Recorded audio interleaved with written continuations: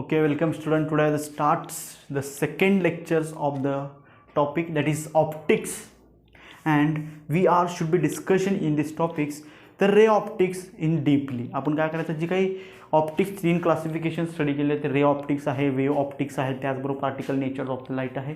ज्या तीन स्टडी केल्या होत्या त्या आज इन डिटेलमध्ये स्टडी करणार आहे. Ray optics is also called as geometrical optics.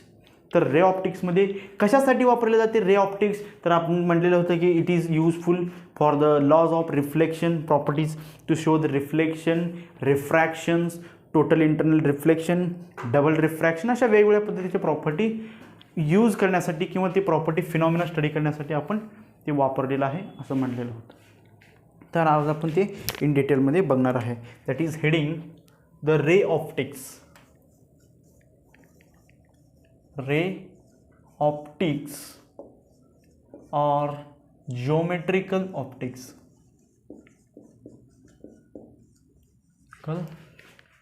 Optics or also called as geometrical optics. तर जर रे ऑप्टिक्स स्टडी करत असताना a particular directions are study from the light travels from the source to, अशा वेगळ्या गोष्टी आपण study केलेल्या आहेत. And in this optics we mainly study the image formations by the mirror, by the lenses, by the prism. या तीन गोष्टी तुम्हाला माहीत असेल. मिरर जे आपण घरात आरसा बघत असतो, ठीक आहे, हे काय होत असतं, इमेज फॉर्मेशन्स होत असते. This optics mainly study the image formations. हे काय करत असतं, मेनली स्टडी करत असतं इमेज फॉर्मेशन. जे काही आपण एक लेन्स घेत असतो, जे काही रिफ्रॅक्शन लाईट टाकत असतो, जे रेजमध्ये आपण दाखवतो, it is incident ray, it is reflection ray, it is refracted ray, अशा वेगवेगळ्या पद्धतीने लेन्समधून, प्रिझममधून आणि मिररमधून आपण दाखवत असतो. हे कशासाठी वापरलं जातं, it is used mainly study. This optics is mainly study the image formations by the mirror, lenses and prisms. This optics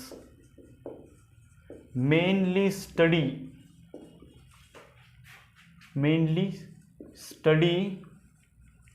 the image formation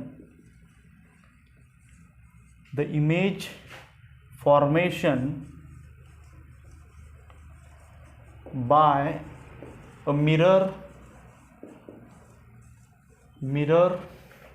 and lenses and prisms. जे काही मिरर कशापासून तयार होते, इमेज कशापासून तयार होते, मिररपासून तयार होते, लेन्सेसपासून तयार होते, त्याचबरोबर प्रिझमपासून हे काय होत असतात, तयार होत असतात. तर अशा गोष्टी आपण स्टडी केले जाते. देन काही फंडामेंटल प्रिन्सिपल और fundamental laws are study in the previous. जेव्हा आपण लहान होतो, लहान म्हणजे ह्याच्या अगोदरच्या वर्षामध्ये 10th 9thमध्ये आपण वेगवेगळ्या पद्धतीची क्लासिफिकेशन बघितलेलं आहे. त्याचबरोबर काही फंडामेंटल प्रिन्सिपल, त्याचबरोबर काही फंडामेंटल लॉज आपण बघितलेले आहेत. तर ते आपण या ठिकाणी न बघता थोडासा ॲडव्हान्स लेवल, थोडासा त्याच्यापेक्षा हायर स्टेप या ठिकाणी घेणार आहे. तर आपण वन बाय वन याची स्टडी करणार आहे. तर light waves, light are travels always in a straight line in a homogeneous and isotropic mediums. Light travels is in straight lines, always in a straight line in homogeneous and isotropic mediums. First sentence, light travels always in straight line, in a straight line in homogeneous and isotropic mediums. आता homogeneous आणि आयसोट्रॉपिक्स medium म्हणजे काय, तर पहिल्यांदा हे sentence आपण लक्षात घ्यायचं आहे की लाईट हे कसं ट्रॅव्हल्स होतं, it is always travels in a straight line. सरळ जात आहे लाईट, काय असं बेंड होऊन जात नाही आहे. ठीक आहे, आपण टॉर्च लावलं तरी टॉर्च हे स्ट्रेट लाईनमध्ये जात आहे. जरा असं फिरून जाऊया, अशा कुठल्याही पद्धतीचं लाईटचे पाथ ट्रॅव्हल करत नाही. It is follow only straight line path. Okay, then आता बघायचं होमोजिनियस मीडियम म्हणजे काय, आयसोट्रॉपिक मीडियम म्हणजे काय.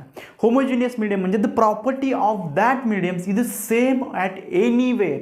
कुठल्याही पद्धतीमध्ये कुठल्याही कंडिशनमध्ये आपण स्टडी करायचं असेल तर होमोजिनियस असे मीडियम आहे त्याची property is always same, anywhere are same.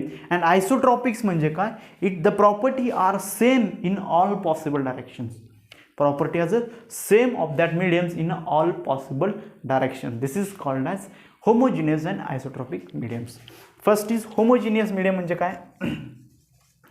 Homogeneous medium that is the property sames, property will be same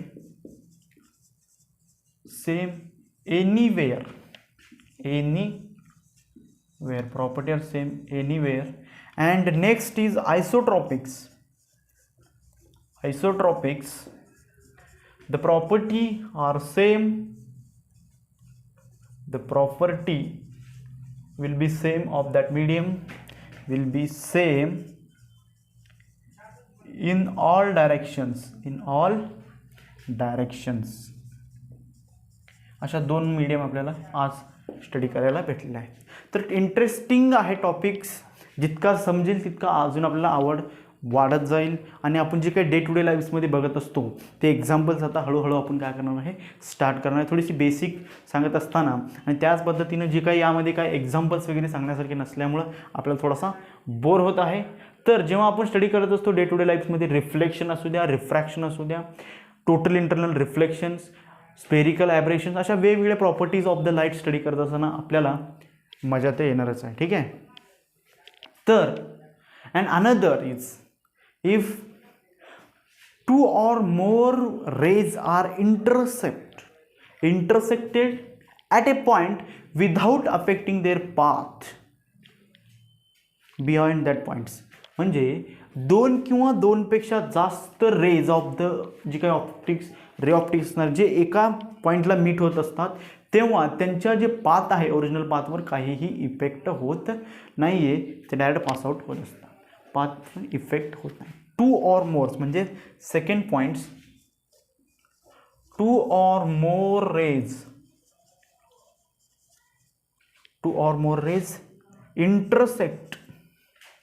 intersects at a point, कुठल्याही पॉइंटला इंटरसेक्ट होता at a point, then they could not be affected, ते without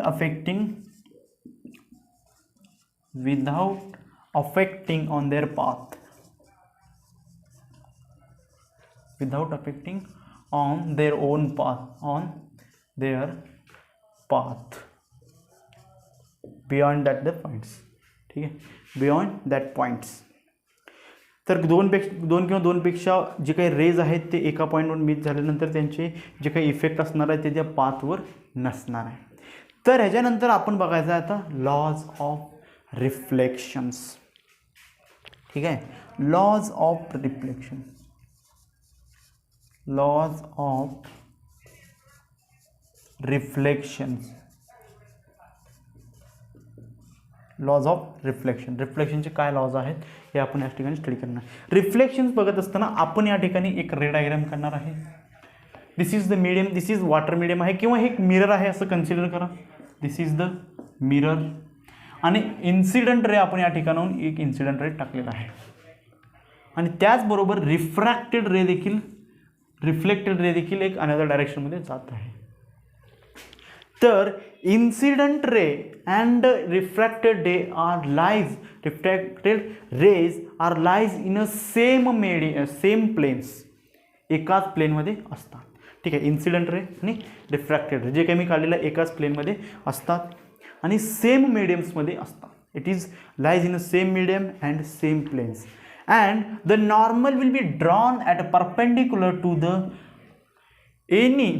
perpendicular of the boundaries between two different mediums. हे boundary आहे आणि या दोन बाउंड्रीच्या मीडियमला परपेंडिक्युलर एक नॉर्मल ड्रॉन केला, त्यानंतर जे काही जे काही इन्सिडंट रे आणि रिफ्रॅक्टेड रे कसे असणार, either sides of the normal, जे आपण डायग्राममध्ये बघत आहे. It is consider capital N is a normal and it is I incident ray, it is R refracted ray and reflected ray, angle of incident is always equal to angle of reflection. They are formed either sides of the normal. They forms either sides of the normal. म्हणजे पहिला point काय असणार आहे आपला, the incident ray and reflected ray lies in a same plane formed by the incident ray. Lies in a same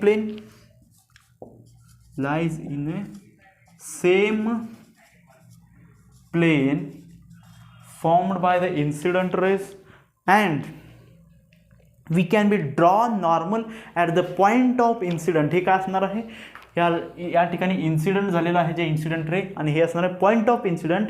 we drawn the normal at the point of incident and perpendicular to the boundaries between two mediums. This is the normal, and we drawn the normal between at the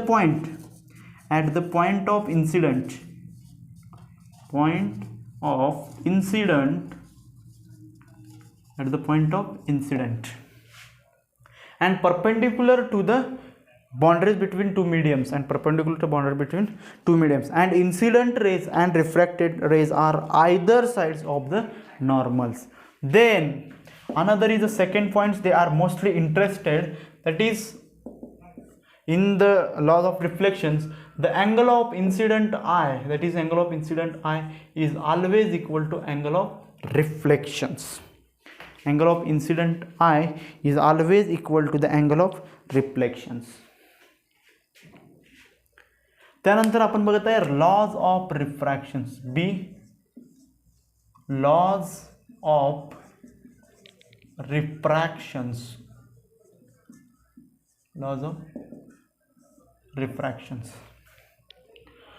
रिफ्रॅक्शन्स बघत असताना काय होत असते, मीडियममध्ये refract होत असते, थोडासा जी काही अँगल आहे थोडीशी चेंज होत आहे, डायरेक्शन चेंज होत असते.